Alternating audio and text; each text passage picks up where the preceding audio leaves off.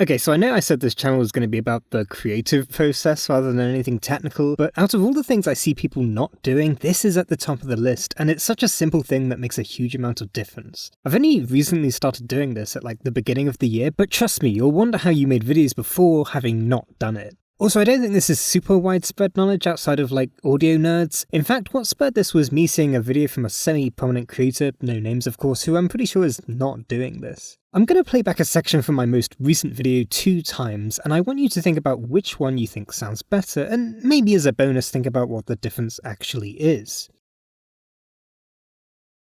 If you're not familiar with the game, Euro Truck Simulator 2 kind of seems like a bit of a joke, but there's a reason why it's popular. It doesn't succeed on the novelty alone, but it uses its simulation to give the player friction.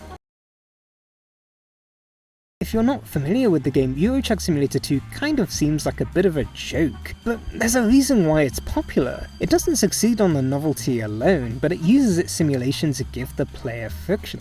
Hopefully we can all agree it's the second one. The second one sounds better. Some of you may be able to get a feeling on why, how the first one sounds like the music is drowning the voiceover out. And then maybe a select few of you might be able to figure out that the volume of the music in the second one is set a little quieter than the first. Okay, that last one was a lie. The music in both clips is set at exactly the same volume. The difference lies in EQ. I'm not an audio nerd, but basically I'm currently speaking to you in certain frequencies of sound, generally the higher frequencies. So what EQ does is eliminate the frequencies that aren't used for voiceover while raising the frequencies that are. At least if you set it up right. This can be represented in a graph that looks like this. Look, some frequencies are being made louder, others quieter. Now, this isn't a shocking revelation to most video creators out there. If it is, you're welcome, but most people who make videos and have typed how to mix voiceover Audacity into Google know about this already. It's generally seen as a way to make voiceover sound good. Usually what you'll see, or I guess hear, when making a video is the voiceover and the music will be a little quieter than the voiceover. But anyone who's tried this before knows it's a bit finicky. It always feels like the music is either too loud or too quiet, and then when volume changes or instrumentation changes and the music happens, it's all of a sudden too loud, and then Premiere crashes for the 50th time that day and you think, man, maybe I should just I don't know, make some sourdough bread instead of doing this whole YouTube thing. Well, don't give up just yet. The answer: EQ the music. It makes sense, right? That EQ is doing something to your voice, it's not just magic, and you've got some music that you assume has been mixed already, but it's been mixed for general listening. But it's been mixed for general listening, not for voiceover. So you also need to EQ the music. I just use this as the graph. I don't know if it's right. Generally, you'll just want to do it to the opposite of whatever you do for voiceover, but I've heard that something like this is fine.